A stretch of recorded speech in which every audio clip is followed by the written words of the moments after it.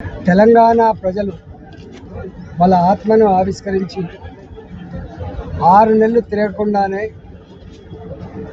మేమంతా బీజేపీ వెంట ఉంటాం, మళ్ళీ మోడీ గారే దేశంలో ప్రధానమంత్రి కావాలి, దేశం సురక్షితంగా సుభిక్షంగా అభివృద్ధి పదంలో నడవాలంటే, నిరుద్యోగ యువతకి ఉద్యోగాలు రావాలంటే, పేదలకు ఇల్లు కావాలన్నా మోడీ గారే మళ్ళీ ప్రధానమంత్రి కావాలని వాళ్ళ ఆత్మను ఆవిష్కరించి తెలంగాణ ప్రజానీకం 17 సీట్లలో 8 సీట్లలో భారతీయ జనతా పార్టీ అభ్యర్థులు గెలిపించిన సందర్భంగా వాళ్ళందరికీ వినమ్రంగా శిరస్సు వంచి నమస్కరిస్తాము.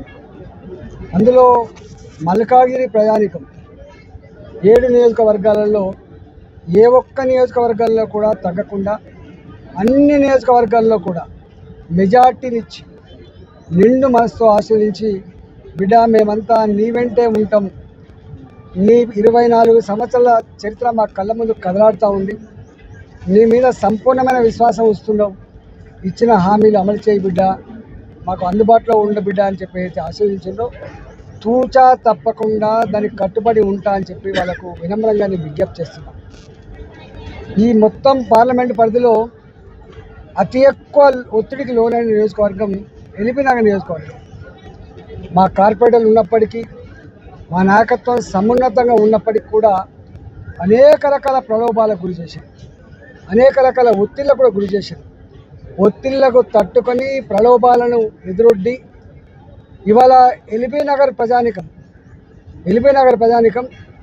పోలైన ఓట్లలో 2,79,000 పోలైతే 1,70,000 పైన ఓట్లు ఇవాళ భారతీయ జనతా పార్టీకి ఇచ్చి ఆశీర్వదించాలంటే ఎంత గొప్ప తీర్పు ఇచ్చిండ్రో. ఎల్బీనగర్ నియోజకవర్గ ప్రజలు ఇచ్చిన తీర్పు చరిత్రలో నిలిచిపోయే తీర్పుగా ఉంటుంది. మా మీద మరింత భారం పెరిగినట్టుగా, మరింత ఒదిగి ఉండి బిడ్డ అని చెప్పినట్టుగా మేము ఫీల్ అవుతూ ఉన్నాం. కాబట్టి ఇవాళ ఎల్బీనగర్ ప్రజానీకానికి, ఇక్కడ కౌంటింగ్ అయిపోయింది కాబట్టి ఎల్బీనగర్ ప్రజానీకానికి గత 70 రోజులుగా 6 గంటల నుంచి సాయంత్రం 10 గంటల వరకు మీ వెంట ఉండి మేము చేసుకున్నటువంటి విజ్ఞప్తుల్ని సమున్నతంగా అర్థం చేసుకొని ఇవాళ మీరు గొప్పగా దీవించినందుకు మీ రుణం తీర్చుకునే ప్రయత్నం చేస్తా అని చెప్పి నేను విజ్ఞప్తి చేస్తా ఉన్నాం.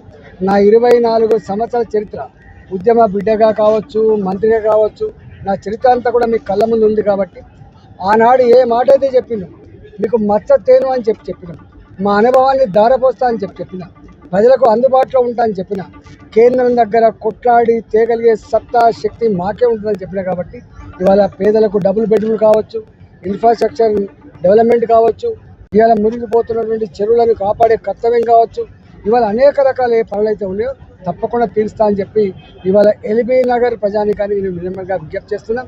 దీనికోసం కాలనీలలో ఉన్నటువంటి పాలక మండలి, ఇవాళ గేటెడ్ కమిటీలో ఉన్నటువంటి పాలక మండలి, అపార్ట్మెంట్లలో ఉండే పాలక మండలి, ఈ వర్గం ఆ వర్గం, ఈ పార్టీ ఆ పార్టీ అని లేకుండా ఒకటే పార్టీ, మాది రాజేందర్ని గెలిపించే పార్టీ అని చెప్పి అందరికీ ఇంత గొప్పగా ఓట్లేసారు.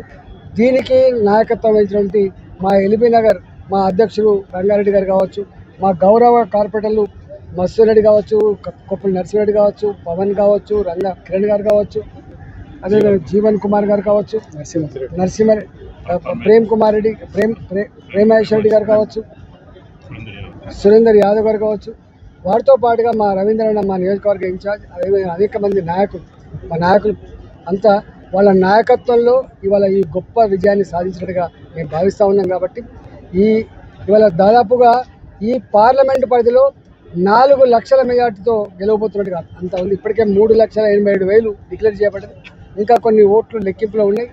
4 లక్షల పైచలకు మెజార్టీ ఇలా మల్కాగిరి పార్లమెంట్లో ఇస్తున్నారంటే ఇవాళ ఇక్కడ అంతా విజ్ఞులు ఉండేటువంటి కాన్స్టిట్యున్సీ, చదువుకున్న ఉండే కాన్స్టిట్యున్సీ, రాజకీయ పరిపక్వత ఉన్నటువంటి కాన్స్టిట్యున్సీ, మినీ ఇండియాగా తెలంగాణ సెటిలర్స్ కావచ్చు, దేశవ్యాప్తంగా ఉండే సెటిలర్స్ కావచ్చు, అందరూ శ్రీనివాసం ఉండేటువంటి ప్రాంతం. కాబట్టి ఇంత పెద్ద మినీ ఇండియాలో ఇన్ని వర్గాలు నివసించేటువంటి ఈ గడ్డ మీద ఇలాంటి తీర్పు, మళ్ళీ సువర్ణాక్షరాలతో లిఖించబడేటువంటి తీర్పు, ఈ తీర్పును సమున్నతంగా కాపాడంలో మా పార్టీ యంత్రాంగం అంతా కూడా 5 సంవత్సరాల కాలం పాటు మీ ముంగిట్లో ఉంటామని, మీతో ఉంటామని చెప్పి మీకు విజ్ఞప్తి చేస్తూ నమస్కారం.